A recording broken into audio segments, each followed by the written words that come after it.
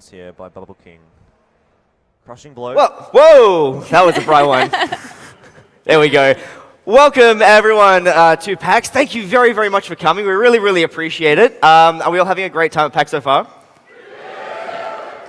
Well, that's what we like to hear. Thank you very much for coming. We really, really appreciate you guys taking the time out of your busy days to come see us talk. That means a lot to us, especially because there are so many incredible things on today. There are actually some things that we wanted to see during our panel, and it was a very tough choice to do the panel instead of just leaving to go see other things. So that's awesome. Thank you very much. Yeah, it is a little bit more terrifying being in this theatre as opposed to Drop Bear last year. Yeah, it's a much bigger theatre this time, which is crazy. But here we are. So thank you for coming. We're going to jump straight into it. A little bit about ourselves. This is Megan. Hello. I'm a science teacher. I was using games in the classroom that I talked about in previous years, and now doing some work with teachers in professional learning capacity and still doing lots of game stuff. So, yep, that's me. And she's in the Meganaut this year. Yes, that too. So come see Western Press this afternoon. It will be hilarious. Dance mat final. My name is Tim. I am an astronomer, physicist, science communicator, cyborg. A little bit more about that later, I guess. I have implants in my hand. You can come and scan me later if you want. I also work with science communication using games in education capacities. A little bit of game dev myself in my spare time when I can, what little time I have of it. And the other person on our panel is not that button. That button. Phill, who sadly passed away. No, he's just not here. He's watching too, so he can't. Yeah, too soon. He can't be here today, unfortunately. We are really sad that he can't make it, but we are getting him to Skype or Hangouts, Google Hangouts in during the panel, so he still will be here, if not in body, at least in spirit and voice and face. So hopefully all the tech works out, and that is all fantastic. We're going to hopefully see him. Just messaged him, to let him know that the panel started, so that should all hopefully work out. Fingers crossed. So here we are. We're talking about science in video games. We've done this is our third one now. We did the first one in 2014 over in the Drop Bear Theatre. Anyone who came to that panel? Woo! Whoa, that is way too many of you. That was a really fun panel that we did. We talked about science and video games. And then the next year, we sort of gave it a theme, and we did science versus video games. Unfortunately, Megan was too busy giving birth to a child. Yes. So she took priorities. So yeah, I know. I thought you could have still got on the plane, but that was an awesome panel as well. Anyone come for that one as well the last year? Yeah, a few more as well. Ooh, okay. And this year we are looking at science and video games again. So we're always looking at the nexus of science and video games, where they collide, where they work with each other, against each other. But this year we wanted to do something a little bit different. We wanted to talk about gaming for good. And we want to talk about how gaming could be a really, really positive force in the world. Hopefully you all already know this, so we're kind of preaching to the choir, but hopefully we can also look at some examples that you might not have known about and explore some of these topics a little bit further. Before we do start, however, we do have a small retraction to make from our previous panels. We previously said that video games, the very, very first one was called Tennis for Two. Now, you might have seen this slide at our previous one where we had the original Pong, or Tennis for Two, as it was called, or in its original form using a cathode ray oscilloscope back in Clearly,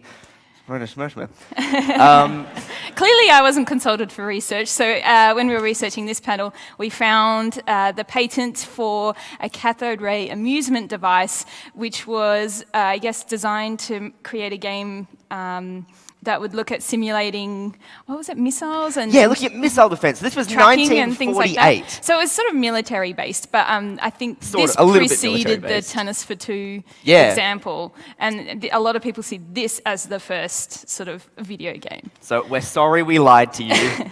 But that is what science does. Science looks at itself and says, we were wrong, we buggered that one up, let's fix it in the future and admit to our mistake. So moving onwards and forwards, we are going to hopefully, if he's ready, Phill should be coming in any second now.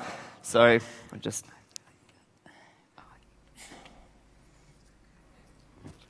Phill? Science. There we go. Technology.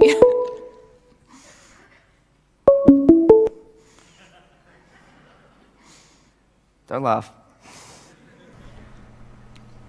Phill! Yay!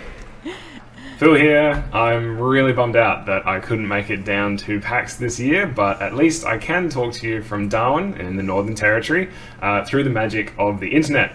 I will try and make it quick though, because as we all know, the magic of the Australian internet is mostly held together by corroded copper cables and broken promises. I am going to introduce you to a couple of really interesting little games that caught our eyes as we're putting together this show, just to get us rolling. The first one is called A Slower Speed of Light, and the great thing about this game is that it visualizes a concept that might only have been able to exist as a thought experiment. The task for players in A Slower Speed of Light is to collect orbs that, surprise surprise, cause the speed of light to decrease. But besides being, kind of a simple gameplay mechanic, the act of progressing through the game means that the player gets to really notice and appreciate the different effects of slowing down the speed of light. So some effects that the player experiences include the Doppler effect, where you get light red shifting and blue shifting, the searchlight effect, where things appear brighter in the direction that you are traveling. There's also time dilation, so that the outside world appears to travel at a different pace to the player, and the runtime effect, whereby players are able to see objects as they were in the past, due to the fact that time takes a little while to travel to reach their virtual eyes. So that's kind of like the equivalent of very real world lag. So all these awesome effects and experiences that we would never really be able to easily understand just by thinking them through, they're rendered in real time and made into a kind of an interesting and, dare I say it, illuminating experience by putting it inside of a game. Also, as it turns out, the toolkit that was used to make the game is an open source plugin for Unity, which is a very popular game engine and one that a lot of people are using because it's free and kind of very, very well supported throughout the industry. So any aspiring game developers out there could use it to create their own thought experiment type puzzle games. Game developers are awesome. The other game that I wanted to talk about is called Quantum Move, and if you're familiar with Fold It from our last year's show, this one is similar but applied to quantum computing rather than protein folding. So if you haven't heard of quantum computing, some quick background. In regular computing, a bit is the smallest piece of information on a computer, and it's either a 0 or a 1, not both. And that's important because the promise of quantum computing is the use of atoms to create and manipulate quantum bits, or qubits. The greatest advantage of these qubits is that, thanks to a quantum effect known as the superposition principle, they can actually be in two different states at the same time. So they could be a 0, a 1, or kind of both. It sounds a little bit weird, but this can allow the same amount of information to be coded into much smaller strings. So, for example, a string of 3 qubits could be 000, 001, 011, 111, 100, 110, and so on and so forth, all at the same time, whereas regular bits would need to have individual entries to cover all that different information. One last thing that you need to know about quantum computing is that these qubits are actually individual atoms that are held in a very specific pattern in order to retain this fuzziness about whether they are a 0, a 1, or both. So whenever I say qubit, I'm actually referring to an atom that has been placed in this very specific pattern. So, all that being said, why haven't we got quantum computers working yet? Well, to be frank, there's a lot of reasons, but one of the issues that scientists are having is with using lasers to perform operations and calculations with atoms, aka qubits, by moving them around. Turns out that qubits are actually really fragile in any particular state, and preserving the 0, 1, or both nature of the qubit while moving it around fast enough to avoid interferences from outside noise is hard. So hard that, despite having computer algorithms in place that refine and work on this problem, the scientists at Aarhus University decided to recruit a human touch. And that's where Quantum Moves comes in. It's a citizen science initiative that asks players to solve a real problem in quantum computing. How fast can a laser move a qubit around without changing its fragile quantum energy state? They've done this by representing the qubit as a liquid, which players must manipulate into specific shapes and positions which represent different states that the qubits can occupy. Move it too fast, and the qubit breaks down. Move it too slow or inefficiently, and the outside noise will mean it's not an optimal move. The actions of the player are then translated back into the way the laser picks up and moves the qubits around back in the laboratory. So, if all this is true and we've got this game that gives you high scores based on your different moves, how did we do compared to the computers? From the Nature paper, and just to remind everybody, there are two major journals in the scientific world. One is called Science and one is called Nature. They're kind of the two big hitters of the journal world. So this is from Nature. We got around 300 players to play this level, a total of 12,000 times on a volunteer research platform called Science at Home. And as the name states, you can actually do science at home. You can go home and download it right now and get involved in these kind of things. So the researchers then fed the human solutions into computer for a little bit of refinement, just making sure that the different levels, matched up to the way that they needed to input it into the laser. And not only were more than half of the human-inspired solutions more efficient than those produced by just computer algorithms, but the two best hybrid strategies were faster than what the quickest computers had been able to achieve working alone. So, as it turns out, we regular meatbags are actually able to visualize the weirdness that can happen when things can appear in several places at once. So, even you guys in the crowd might be able to kind of intuitively tell when something's not quite right. Hey, oh, shit. You're on a call. Sorry. Oh. Hey, Megan. Hi, Hey, Tim. Hey, hold on. I'll get you after. Oh man, I really hope that doesn't have any repercussions. Oh dear. Shit.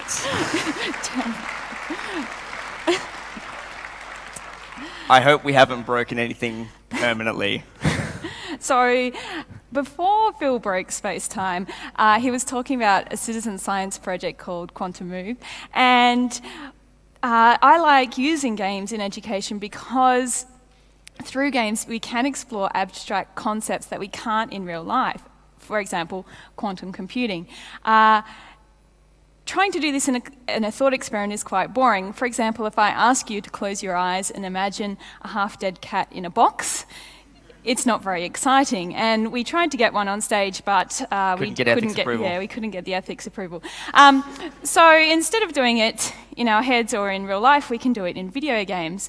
Now, I found this mod for Minecraft called QCraft, which has some blocks that behave according to quantum properties. So have a quick look at it now. For a more truly quantum behavior, QCraft uses superposition. With superposition, you don't know exactly which way a block will resolve when you observe it. So for example, when I look at this block, I don't know when it's going to resolve to gold and when it's going to resolve to diamond. It might stay diamond, it might convert to gold, it might stay gold. And this property of superposition introduces an interesting random element into Minecraft. For example, this appears to be a wall, and if I change my angle of observation, it stays a wall. But I look again, and one block opens up, I look again, nothing, and one more time, and now a doorway is opened up. And this brings us to the third quantum principle of entanglement.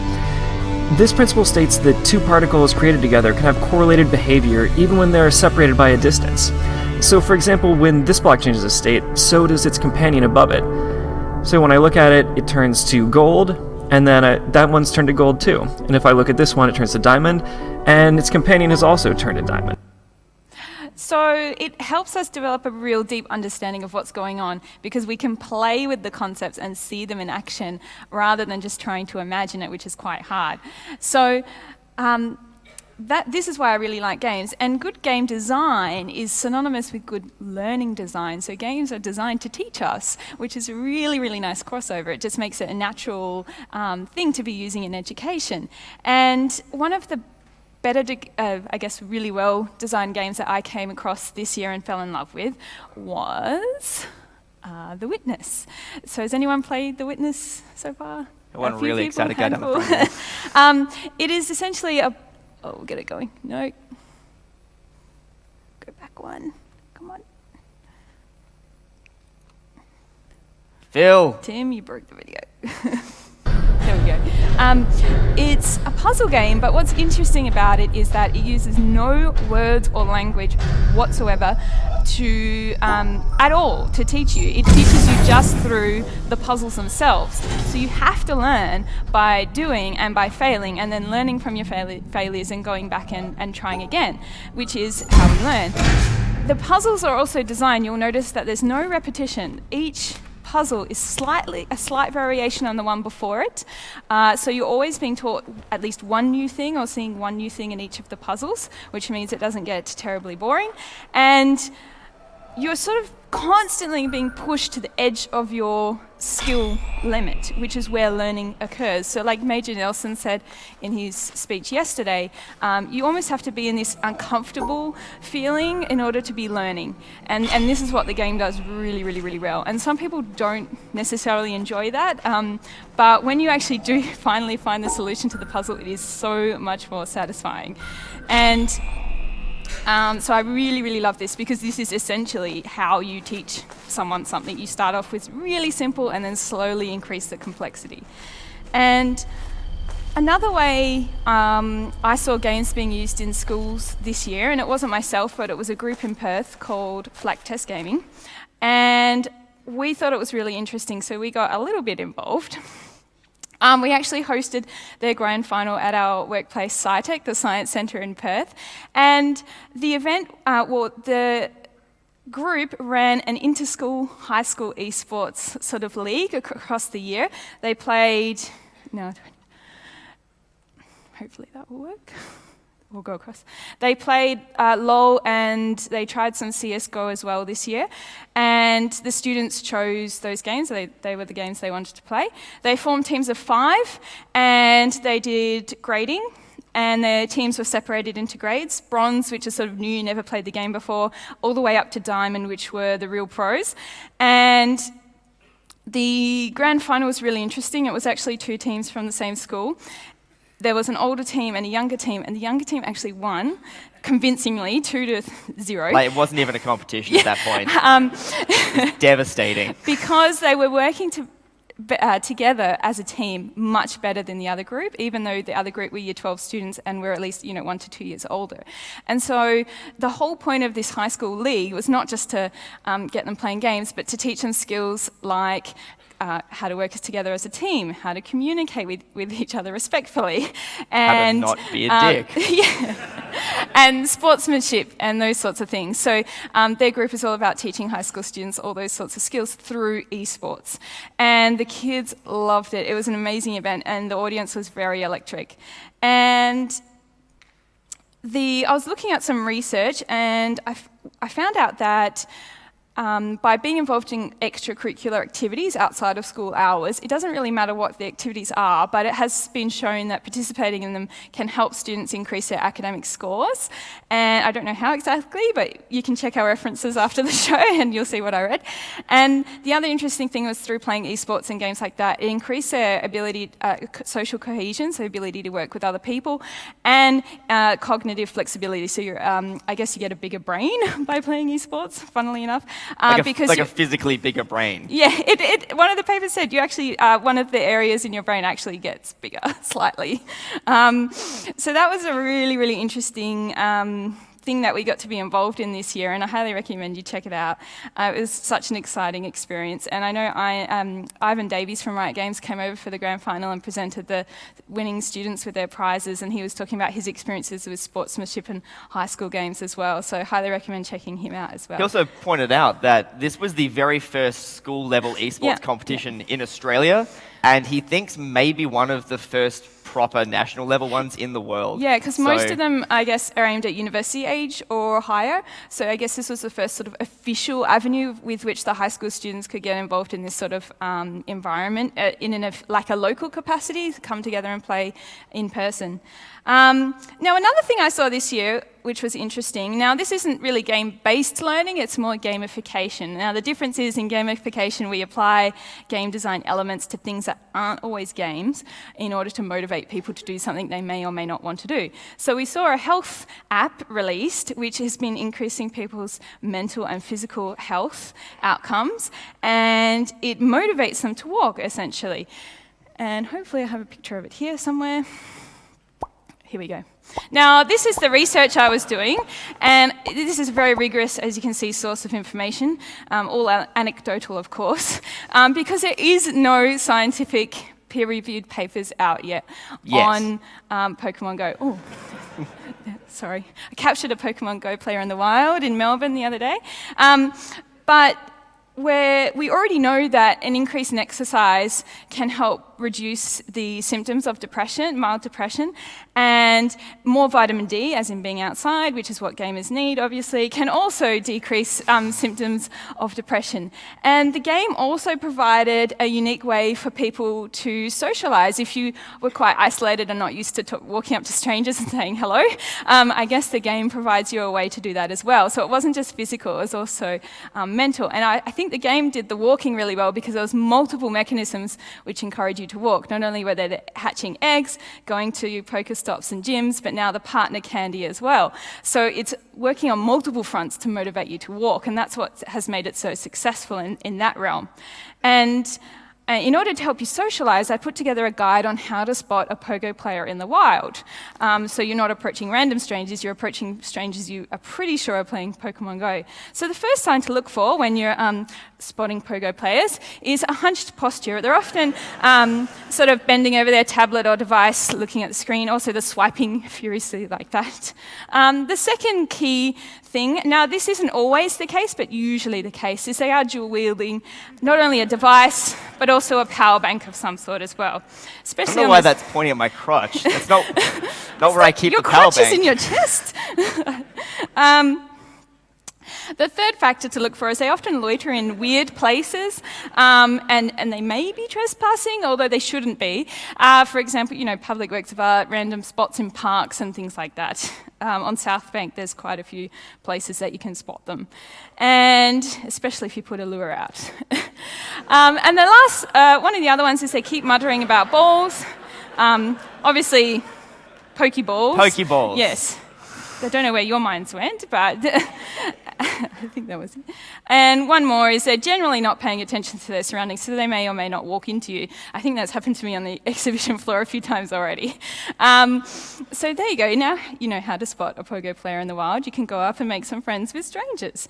But there are some downsides to the game I do need to warn you about. Some people have been reported getting very frustrated at the game. This sometimes happens.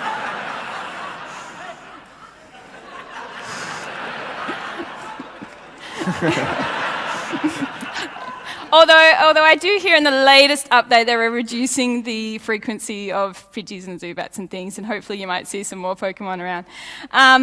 The other thing is people have been reported being robbed, trespassing in minefields and being stuck in caves. So, I feel like it should go without saying, don't trespass on minefields.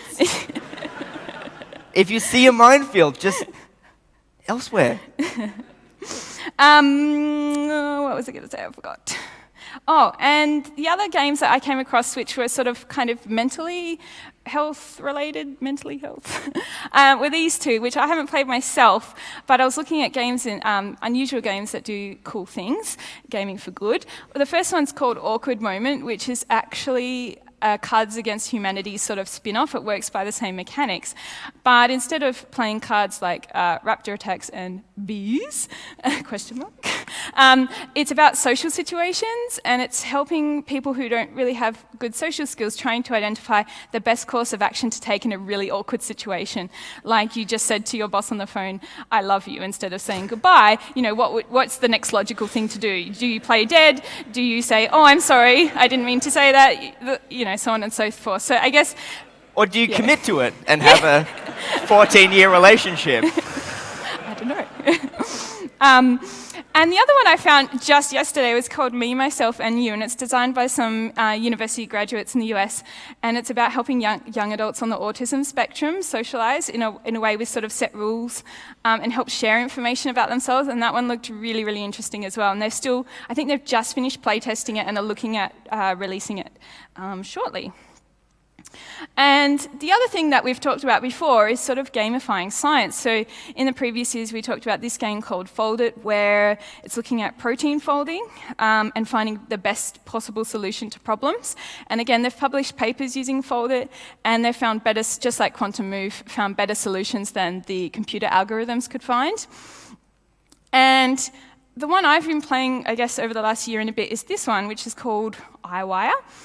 And this one's about mapping neurons in the brain. So they've got scans, like real data there, the scans you can see in 2D, and they're sort of rendering it in 3D on the left. And your job is to go through to see what the algorithm has done and then sort of fill in the gaps where that it has missed. Because the pictures are a bit fuzzy, so it's really hard for the computer to recognize the patterns as well as a human can. And they've published papers of these results as well, which is great. And they found that some research done in citizen science in general found that lots of people tend to play a few times and then go, oh yeah, that was fun, that was great, and never come back, which is not ideal because they still have lots of data to process. So they gamify aspects of the citizen science process to motivate you to keep playing. So in iWire, they have leaderboards, they have sort of monthly events and things where you can play for points and join a team and that sort of thing. And another one that I found that did it really, really well was a game called Project Discovery, which is actually a mini game within EVE Online. Does anyone play EVE Online? One guy at the back. Well done. So it looks like this, and it's about classifying these scans of cells according to the protein distribution. I can't tell you more than that because I am a physicist, not a biologist. And they motivate you by rewarding your accuracy and how many you do with in-game credits, but also you can use those in-game credits to then buy this rare armor set that you cannot get any other way. And once you see a few people wearing something like that, there's this social motivation, this sort of almost herd mentality that's really powerful. You wouldn't think it would be powerful, but it is. You go, oh, I want one of them, that's so cool. And that's how they're motivating people to contribute to their citizen science project. And this one was really interesting because a group called Massively Multiplayer Online Science actually got together with the developers of EVE Online and Reykjavik University to help build this partnership, and they've announced that they're currently building a partnership with Gearbox, which will be, so it'll be really interesting to see sort of which research project and university they bring into their relationship with Gearbox and how that manifests itself in a future game.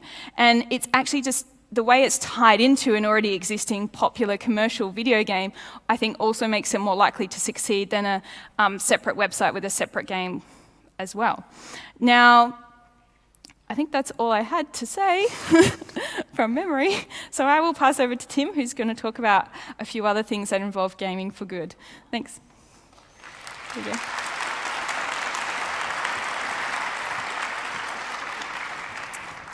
So while we are on the topic of biology, which is something that neither of us know anything about, because, again, physicists, let's talk some more about biology. Hopefully you guys are all familiar with this product. No, apparently no one knows what this is. Has anyone had a chance to get to the free VR play area yet?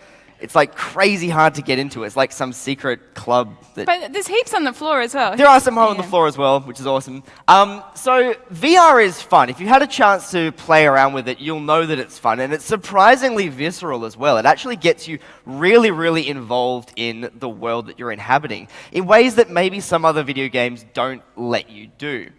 And that is pretty exciting, but it started to open up some avenues for other people.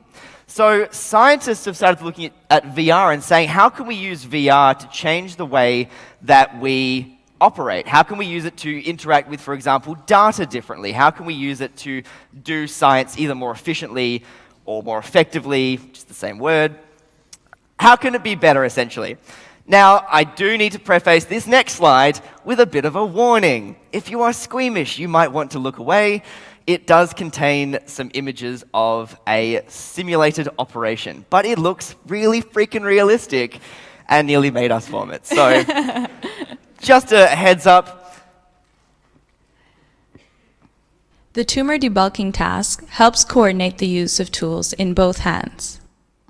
Tumor tissue is removed with the ultrasonic aspirator in the right hand. Of brain surgery, and it's Blood so is realistic aspirated with the that suction doctors are in the now left using hand this to clear the view. to practice surgery on patients, and it's something that On the doctors just top haven't right been able to do. I corner, mean, you the can't time really taken get a is test displayed. patient and say, you know what, I haven't got cancer, but if you want to just take out a little bit off the top. percentage tumor It's not like a that has hairdresser. been You can't removed just is practice. displayed. I need to the lose some goal. weight, just, Yeah, just a little bit of weight. So this has allowed them to do some really, If really brain incredible is things. accidentally removed, And a penalty is given. this is 4 years old, which is incredible. It's After really removing gross, isn't the it? bottom part of Let's the move tumor, on. yes, please. What you don't want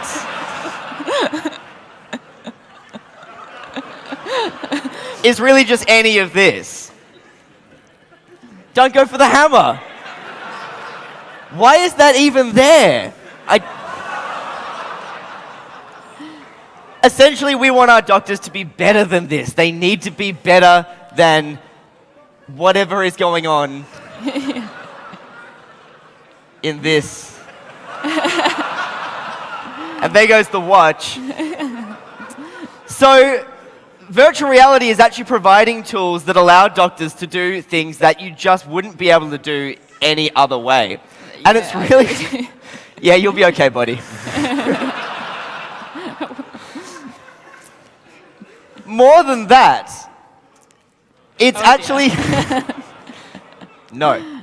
Oh, quick. Actually, before we go on to there, it's actually allowing doctors to do some really incredible things. And the other thing that virtual reality is allowing them to do, the technology that went into the Vive and the Oculus Rift, has actually allowed doctors to utilize that not in virtual operations, but in real operations.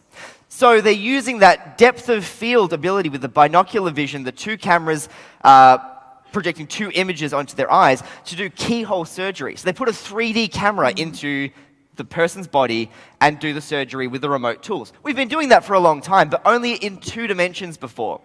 Adding that third dimension has increased the efficiency of the operation, decreased the number of complications of the operation, and sped up the time of the operation.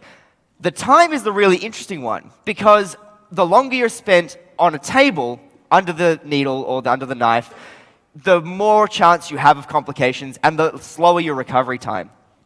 Using the Vive headset with a 3D camera has allowed surgeons to increase their speed by over 300%. That is incredible. 3 times faster. So an operation that might have been 2 hours is now less than 50 minutes, or 45 minutes, or 40 minutes. And that is just unbelievable. It also means that people who have intolerances to things like the gas that they used to put you under, they can undergo more complicated surgeries because they're not going to have as many complications to do with the complications that arise from using the anesthetic. So that's really impressive as well. And I thought that that was about as impressive as it could get. But then something happened this year that blew my freaking mind. And I'm getting goosebumps just thinking about it now. So I hope you're all as excited as I am. There is a device called the Oculus Rift. I'm sure we all heard of it before. The Oculus Rift, earlier this year, was being used for paraplegics and quadriplegics. It was used as a quality of life tool. And that means that someone who can't walk or can't move anything below their shoulders, for example, or even below their neck, they don't get to do the kind of things that we get to do. They don't get to go out and play Pokemon Go. They don't get to go out and just kick a soccer ball around. And that sucks. So what these doctors and, more importantly, the care doctors were doing was giving them an Oculus Rift and then giving some of them a haptic feedback vest. Has anyone tried a haptic feedback vest before? They make you feel like you're being shot. In fact, that was specifically designed to make you feel like you were being shot. Maybe don't give that to the paraplegic. That's kind of cruel. But what they were doing was they were simulating the vest to make it feel like they were walking. They put the Oculus Rift on, the vest on, and they put them on a soccer field. Just the stock demo that comes with the Oc Rift. and allow them to walk around a soccer field, and the vest would shake with every step that they took, so it felt like they were walking. That's pretty cool. What no one expected to happen next was this.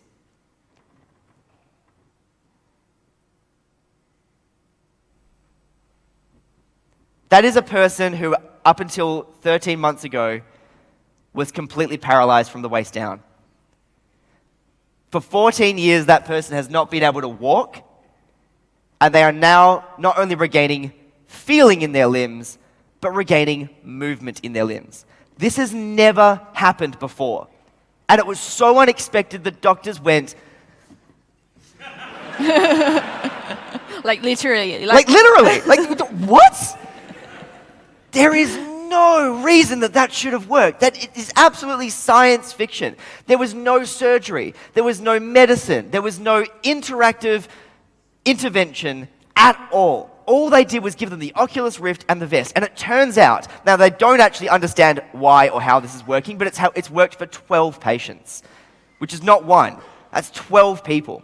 And what they now think is happening is that after a spinal severance injury, after a while, the spine nerves do grow back. Bodies heal, that's fine. But the brain is already said, I don't have legs anymore. That's fine. I'll just get rid of that part of the brain, and we'll reroute other signals. When we look over here, I'll reroute that through this part of the brain, which was previously used for movement because it's more efficient and it's more effective. And also, it's kind of the you use it or lose it thing. Brains don't have the ability to, heal themselves unless they're being used. So what we think is happening is that once the body was being told, hey, I can walk again, the brain goes, fuck it, all right, cool. I'll start using this part of the brain again. And it was that simple. Who knew that it would be that simple? So this is a huge area of research that is getting a huge amount of attention now, and it looks like virtual reality might, in fact, be the answer to some of these huge, huge questions. So that is absolutely incredible. Well, I think they're even using it to help people overcome phobias. So if you're afraid of spiders, you put on the VR headset and there's a digital spider crawling up your arm, and you can slowly increase the experience. So it might be you start off with a spider over there, and then suddenly it's there. And it's not meant to be scary. Not suddenly it's there. No, not suddenly. Jesus Christ! But you slowly increase your tolerance to your phobia, like heights as well. Which works great, except for that one poor guy that got the Oculus Rift with a spider inside it. But that's... Yeah. A real spider. Have a look at that one. It's a great news story.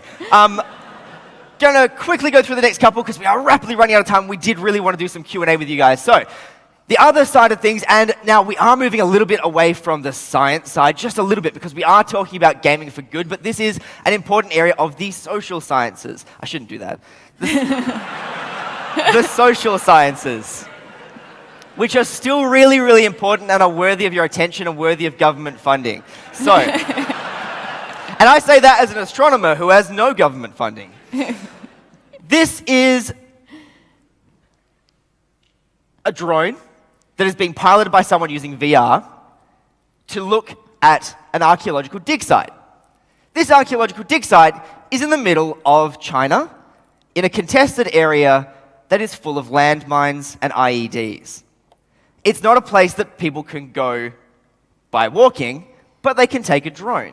They've actually used, just again, a stock Oculus Rift, a stock Parrot drone, stuck a Kinect to the bottom of it. All of these are gaming, and they are able to go out to sites and reconstruct archaeological sites. These bones are over 14,000 years, 1,400 years old. These bones are really, really old. They were burial sites lost to war, and they're now being looked at by archaeologists and mapped out in 3 dimensions without the archaeologist even having to go there. So we literally have remote person science now, which is fantastic. But war zones are still going on now. They still happen. And gaming, it turns out, has been able to help there as well. Not to help wage more effective war, but to wage a more moral war. And here is a game that came out in 2006 called Against All Odds. It's about refugees. And it's about the story of being a refugee. Every time you answer a question that the government doesn't like, you get beaten by a security officer. That's fucking dark. But it's really, really effective.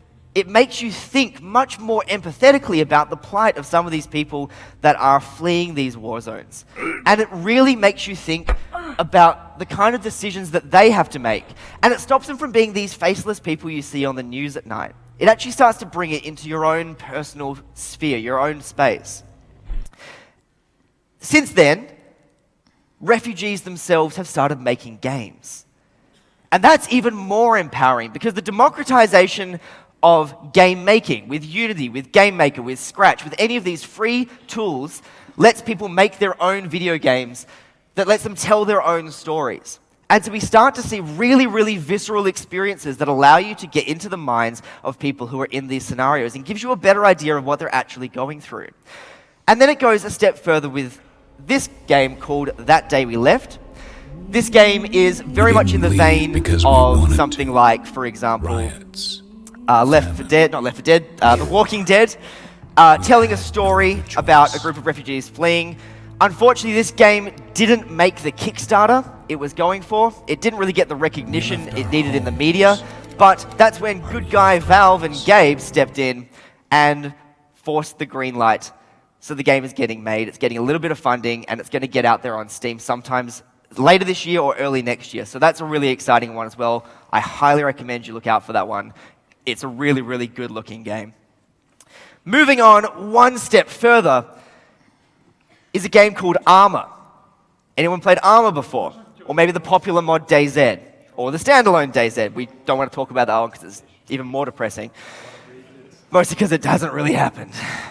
The International Red Cross has actually teamed up with Bohemia Interactive to make games like Armor more realistic. Not about dismemberment and blood, but talking about the protection of medical corps, the protection of non-combatants to make sure that we're treating wars morally or as morally as we can. And that's really, really interesting. They even started up their own competition called Make Armor Not War, which allows people to make mods for Armor where you can be the medical serviceman and you can go and try and evacuate civilians from war zones, or you can try and get a United Nations negotiator in to an area that's having a lot of conflict. So it allows you to actually look at these kind of things from different points of view. And I mean, that's not to say we don't want to play other fun games where all you do is shoot things. Like, I'm not going to advocate against no modern warfare because it's a fun game. But it allows you to put it in context. And I think that's really, really important as well. To look at it from the other viewpoint, not just the soldier's viewpoint. I mean, but even from the soldiers, but from, again, a soldier's point of view that is a positive one and a realistic one in that sense. So, yeah, got a little bit dark there. And I think it is time to get a little bit happier. So before we do finish it, before we head into a very, very quick Q&A, I do want to say that our final points for this whole situation is that, one, play, not war, is driving innovation in science technology. We said at the very beginning that very first video game was about missile defense and nuclear war, but now we've come full circle, and now it's the games that are driving innovation and making the world a better place. But more importantly, that it's the games that are a force for good in the world, and we had to think about it, and it's not really the games that are a force for good. It's you guys. It's the gamers. It's the people who are out there interacting with these things and actually saying, yes, this is important. Paying for these good games, or at least playing them and showing the world that we're a really empathetic lot. We actually do care, and we want the world to be a better place. So with that, thank you very much for having us, and we will do a very quick Q&A.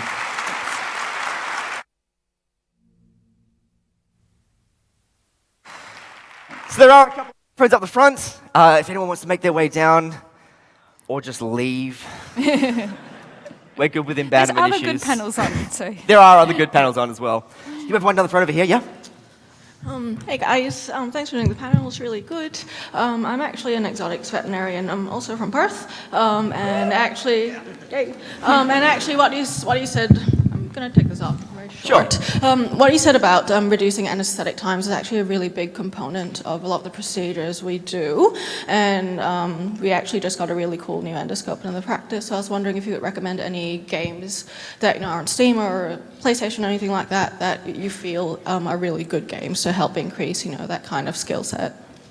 Help with what's good. So what was the skill set? I got everything except for the important bit there. So basically we've just got a new endoscope in the practice. Yeah, for keyhole surgery. And I'm wondering if there's any games you can recommend. We'll put up the links to our research. Some of the research was talking about endoscope practice. Cool. But it was hard because I don't think they're necessarily commercially available games. They were more developed specifically for training for industry professionals. So we don't know, we don't have a copy and we don't know how to get a copy, unfortunately. But all our research, so if we put that last slide up. maybe if you follow the links, you'll be able to find it's all going to be on the website. Sorry. Cool. So we'll put as much information as we can up there for everyone. Hi, I'm a primary school teacher, and I try to get on exos and things like that, give the kids as much time as possible to play games. They love Minecraft and stuff like that. I do have two problems. One, the executives don't really like the kids playing games. And two, I have to admit, a lot of the kids will replay easy games, do their avatars and stuff like that, and not really advance. And I was just wondering if you had any recommendations of games where they have to advance and where they can't create an avatar. Any games with like levels where they have to pass through the levels to proceed in the game is quite good, especially if they can go back and improve on high scores in previous levels, similar to an Angry Birds design, if you know what I mean. And for the executive thing, I had to write a little bit. So there's a lot of websites out there, and you can follow the links on our website about game-based learning and why it's so important and why it's so effective. So if you can show them that there is research to show this is important, even the play-based learning research for the younger years, I think is still very much relevant in primary school years. I don't know why we abandon that mode to education as the children get older, because it's still effective. So you can argue for play-based learning. There's heaps of research into play-based learning, and that's what this is. It's just digital play instead of physical play.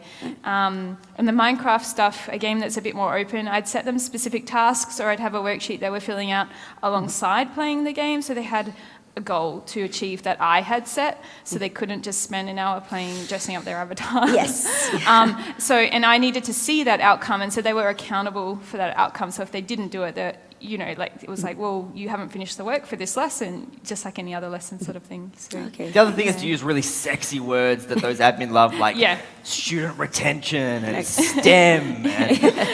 Or there's also a great innovation. Innovation. There's a peer-reviewed paper as well that was written by, who was it, Megan Pusey? So there is, Megan actually wrote a peer-reviewed paper about using Minecraft in classrooms, which you are more than welcome to use as an example. There's heaps of websites and people out there running cool things about game-based learning, so it is, research-based. It's not just made up. Sweet. Thanks very much. Cool. Thank you very much for the presentation. I'm sorry I missed the other ones in previous years. That's okay, they're all on the internet. I wanted to know what the representation was for the league that was held in Perth, like gender representation. Like, did you see sort of equal representation or like? Surprisingly good. Yeah. Yeah. So the gender representation at the eSports league. Oh yeah, there were some all-girls schools that were involved. So obviously their teams are all girls. The Gold League winners were a mixed team. Yeah, a lot of the co-ed schools that entered had at least one or two females on their teams, especially in the lower grade levels so when they got graded, the sort of bronze and silver levels and the gold levels, we found had quite a lot of females in those levels.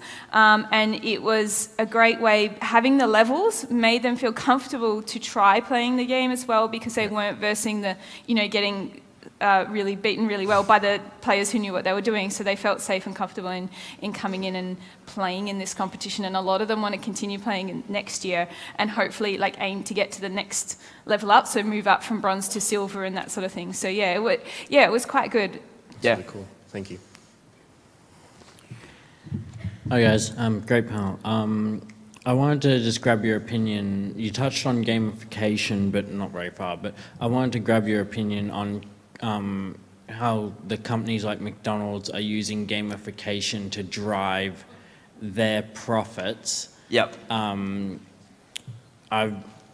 watched a couple great videos by Extra Credits about it. Yeah, Extra Credits nail it, and we're very much in line with their reasoning.